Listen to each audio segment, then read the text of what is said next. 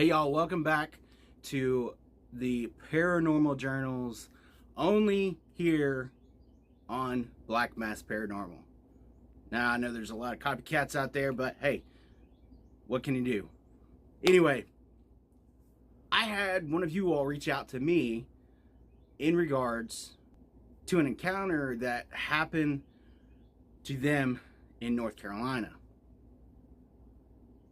Now this is kind of like the Holy Grail, because in this situation, a lot of the encounters that we hear with the Dogman have to do with hikers, the people that are out in the woods, you know, kind of solo doing their thing. This person was not a hiker. They were a hunter, and not just any kind of hunter. They were a bear hunter. So this individual went out into the Smoky Mountain National Park. Now this area is known for black bears. It's important to note that this encounter actually happened in 1991. The hunter, he sent me a message and said, "Hey Brian, I happened to find your channel through the feral people video that you did, and as I was looking through it, I saw that you actually tried to concentrate some of your content on the Dogman, and I wanted to tell you about an encounter that I had in the early 90s. He went on to say that every year him and his dad went out on a bear hunt. He said that they had been doing this for years. Every year it was kind of like a family tradition that him and his dad would go out in the same area and they would tag one black bear. Now in Appalachia, that's pretty common to do. It's not something that's totally unheard of, because you know, we have lots of black bears here. The individuals that do go black bear hunting, it's a special breed of person. Obviously they go out there equipped to kill a 400-pound plus bear sometimes. So it's important to note that bear hunting season is not very long. It's usually only a few select days throughout the year, starting I think in September and ending in December, but there are set days depending on the weapon that you are using that you are allowed to go out and tag a bear. It's very complicated. It's not like at least in Tennessee, it's not like you can just run out there any time of the year and pop you off a bear and you're good to go. It doesn't work like that. So he claimed that it happened in the mid-November of the early 90s. Him and his father each year had gone out and did this like spectacular bear hunt. So every year him and his father would go out to the same area and hunt try to hunt a new bear. So he was very familiar with the land that he was on. Now, granted, he said that they moved, you know, miles upon miles each time. It wasn't like they had like an espresso machine set up out in the woods or their moonshine still, where they were able to go out there and just, you know, party and have fun and wait for the bear to walk by to pop it. He said that the area that they moved through was very unique to the bear population. Now Jesse said that him not only was this something unique to him and his father, but his father and his father would also do this type of bear hunt. Jesse said that over the summer his father had actually ended up getting really sick and passed away. Jesse said that he was only a child, and this really affected him because him and his father were extremely close. That, you know, they had been doing this hunt his entire life. So it was very odd for him to be coming up on bear season for them not to be able to go out together and kill a bear. So Jesse decided that he was going to honor his father, and he was going to go out in the woods by himself and try to get a bear. Which to me, going out on a bear hunt alone, I wouldn't advise it. Just carrying out the meat alone would take some major work.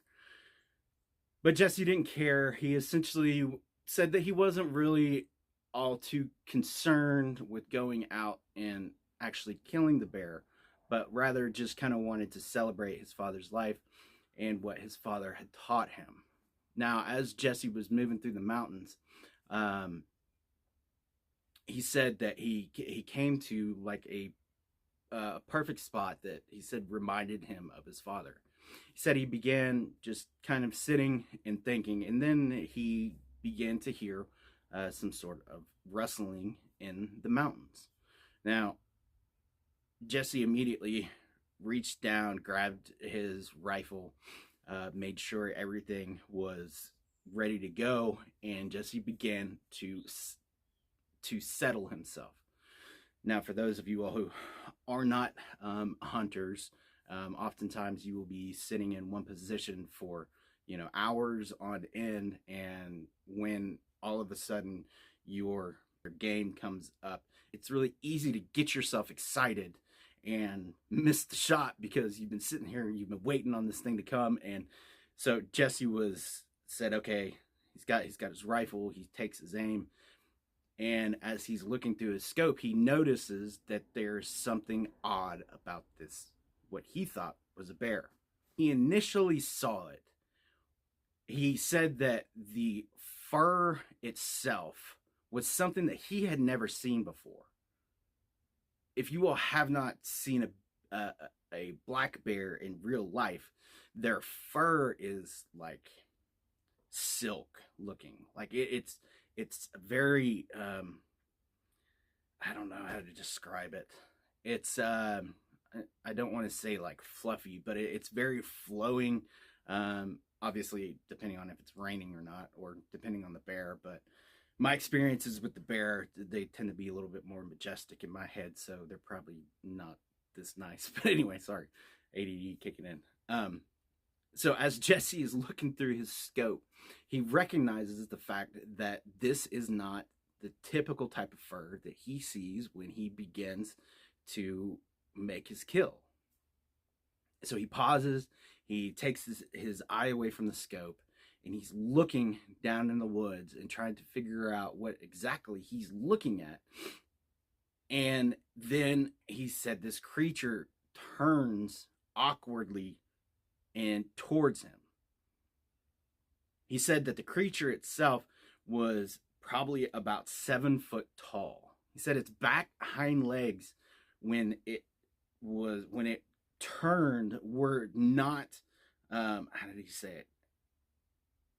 They were not normal looking legs. He said that they were actually a little bit more like bony and contorted, rather than seeing the hind end of a black bear, which is often, pretty bulbous and thick.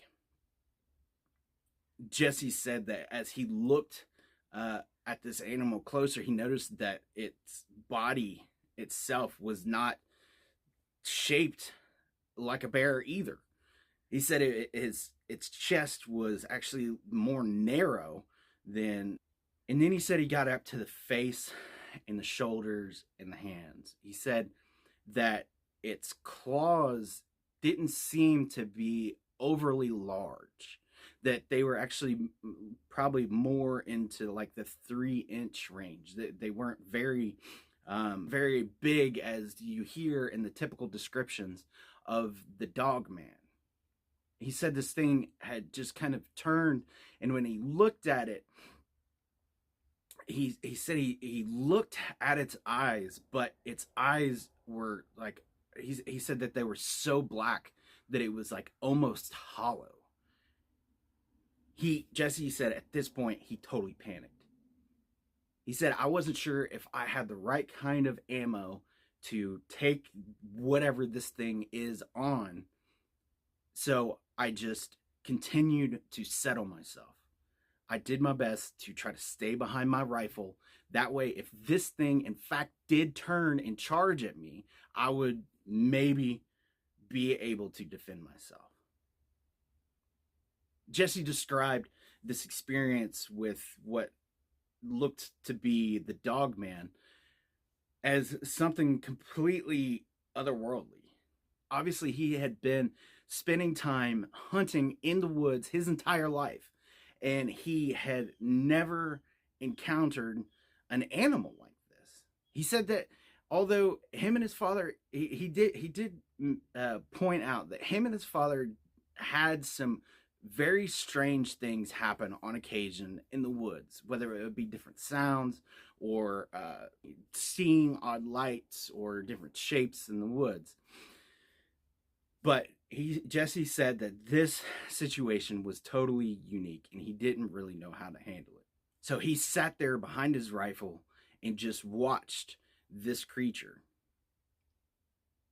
And at this point, Jesse was kind of in a total panic. He didn't really know what to think. And then he said that this creature just leaped towards this tree. Then Jesse realized what the creature had been leaping at.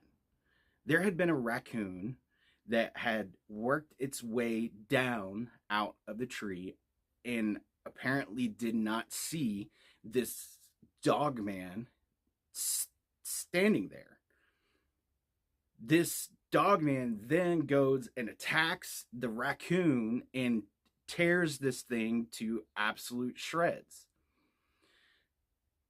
At this point, Jesse's in total panic mode. He's sitting there behind his rifle. He doesn't understand what he's looking at, what's going on, or what just happened. So he takes a deep breath, settles back down, and just tries to wait this thing out.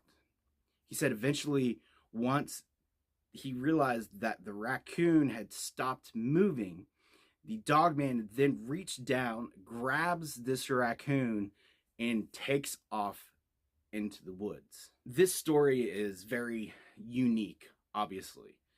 For a hunter to have a run-in with a cryptid in, the mountains is pretty amazing. That's one thing that I have noticed with a lot of these encounters, that typically it's not the avid outdoorsman who has these run-ins. It's, typically a hiker or somebody that is kind of unfamiliar with the area and has kind of come in and they experience something that they've never seen before. But in this case, this is an individual who had been hunting this land his entire life and had this just absolutely out of this world experience with the Dogman alone in the Smoky Mountain National Park. So with that being said, I hope you all enjoyed this episode of the Paranormal Journals. I hope that you like this unique experience. I want every one of my subscribers to be excited about adventure, excited about new explorations, and I want you all to just be you. So with that being said, thank you all so much for the support. I'm working on trying to get all of this other content out. Plus I'm desperately trying to help this one family dealing with a haunting, so my plate is pretty full at the moment. So if you're new to the channel, hit that subscribe button. Definitely give this video a like and turn on notifications. That way you know I'm out running my mouth or doing something stupid again. And until next time, see ya.